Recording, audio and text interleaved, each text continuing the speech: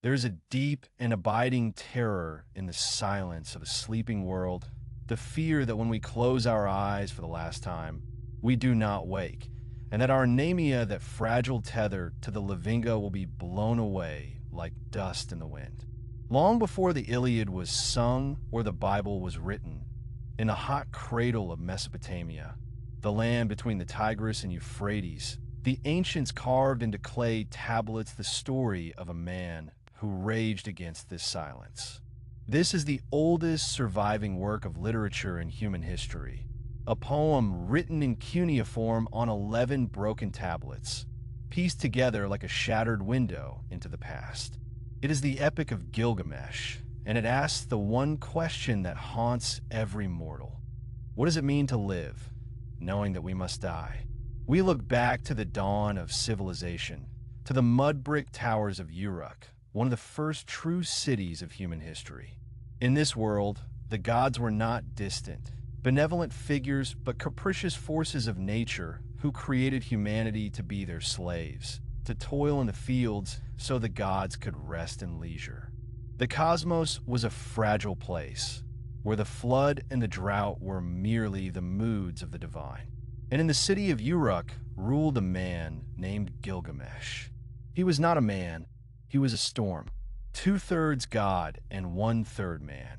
He possessed the beauty of a god and the strength of a raging bull, but he possessed the cruelty of a tyrant. The people of Uruk cried out to the heavens, not for salvation, but for deliverance from their king. Gilgamesh was a king who took what he wanted. He claimed the Ius Primi Noctis, the right to sleep with every new bride in the city before her husband, a violation of the sacred bond that left the city in despair. He drove his people into endless wars and labors, exhausting their bodies and their spirits. He was a man of immense vitality, but zero restraint, a force of nature without a rudder. Hearing their prayers, the gods convened. They decided to create an equal to Gilgamesh, a mirror image of his own strength, to wrestle him into distraction and humility. From the clay of the steppe, the goddess Uruk fashioned Enkidu. He was born of silence, a wild man who ran with the gazelles, drank from the watering holes with the beasts, and knew nothing of the bread and beer of civilization. He was the raw, untamed nature to Gilgamesh's cultured, oppressive kingship. But civilization needed Enkidu, and Enkidu needed civilization. A trapper, frightened by this wild man who freed the animals from his nets, sent a temple prostitute, Shamhat, to the wilderness. In the ancient worldview, the act of love is a civilizing force. Shamhat seduced the wild man, and for 6 days and 7 nights, they lay together. When Enkidu rose to rejoin his herd, the beast shunned him. He had changed. He was clothed in wisdom, covered in the scent of humanity, and separated from the wild. He was led to Uruk, the city of walls, to confront the king. The meeting of Gilgamesh and Enkidu is not a battle of enemies, but the collision of two halves of a whole. Gilgamesh, forewarned by dreams of a meteor and an axe that fell from the sky, awaits his challenger. They wrestle in the street, doorposts shattering, walls shaking, a struggle so violent it mirrors the chaos of the world before order. But neither can defeat the other.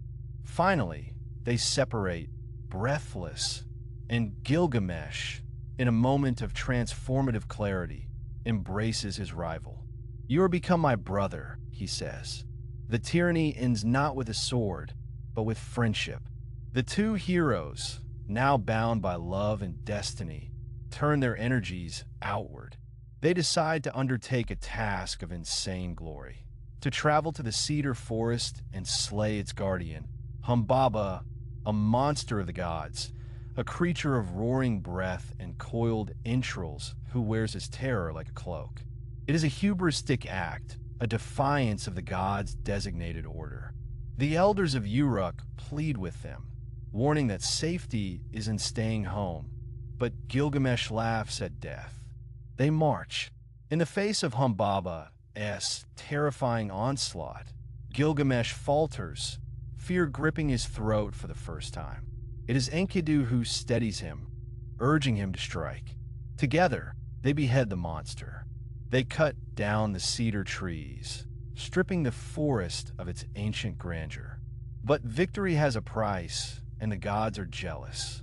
When the heroes return to Uruk, they catch the eye of Ishtar, the goddess of love and war. She propositions Gilgamesh, offering him wealth and power if he becomes her lover. Gilgamesh, with a sharpness born of his recent trials, mocks her. He recounts the tragic fate of all her previous lovers Tammuz, the shepherd bird, the Horsia whom she loved and discarded, destroying their lives. He spurns the goddess.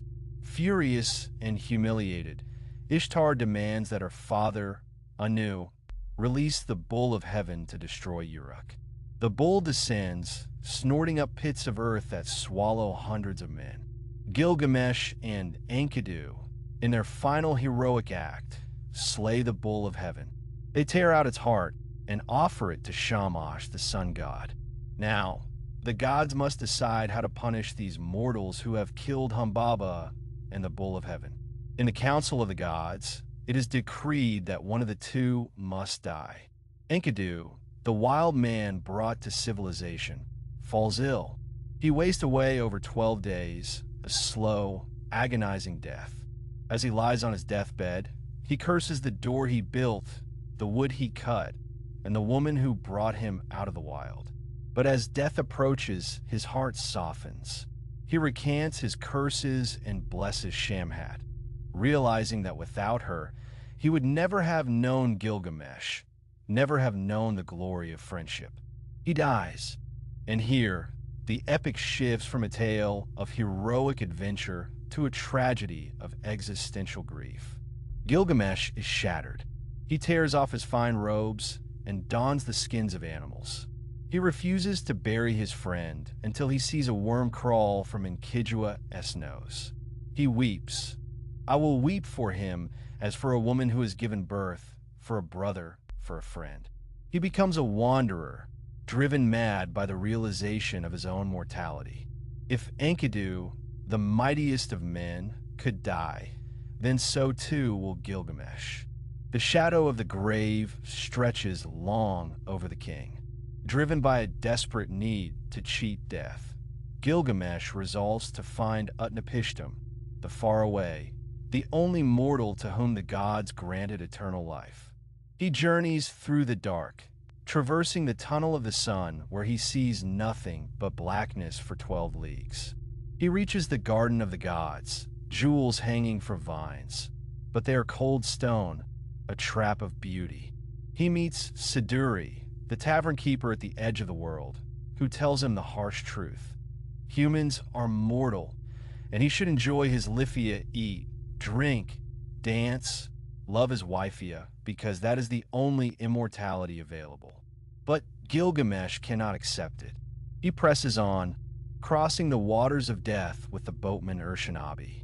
Finally, he reaches Utnapishtim, who sits on a distant island. Gilgamesh demands to know the secret of eternal life. Utnapishtim tells him the story of the Fluda, a tale that predates the biblical Noah, where the gods decided to wipe out mankind with a deluge. Utnapishtim and his wife survive by building a boat, saving the seeds of life. When the waters receded, Enlil granted them eternal life, placing them in this faraway land. Utnapishtim looks at Gilgamesh and tells him, "There is no permanence. Do we build houses forever,